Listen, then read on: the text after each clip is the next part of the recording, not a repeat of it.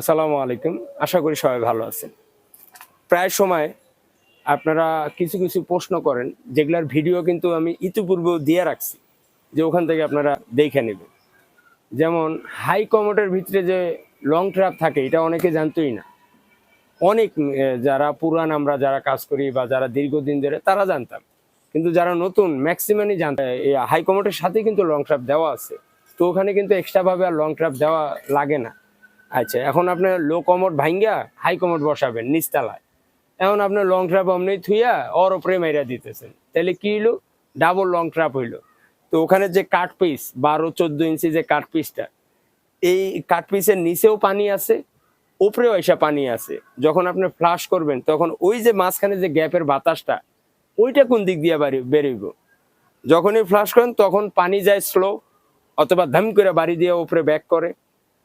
তখন আপনারা ভয় পেয়ে যান বা ওগুলা নিয়ে টেনশনে থাকেন।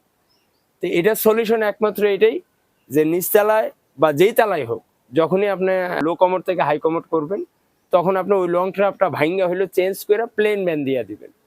ঠিক আছে না? এইভাবে যদি করেন তাইলে আমার মনে হয় যে আর কোনো সমস্যা হবে না, পানির গতিও ভালো থাকবে। এই ব্যাপারে দয়া করে কেউ ফোন দিয়েন না। প্রচুর পরিমাণে প্রতিদিন 2টা একটা ফোন পাই। ভালো থাকবেন, আল্লাহ হাফেজ। আর ভিউটা কেমন? মাশাআল্লাহ, খুবই সুন্দর আল্লাহর প্রকৃতি।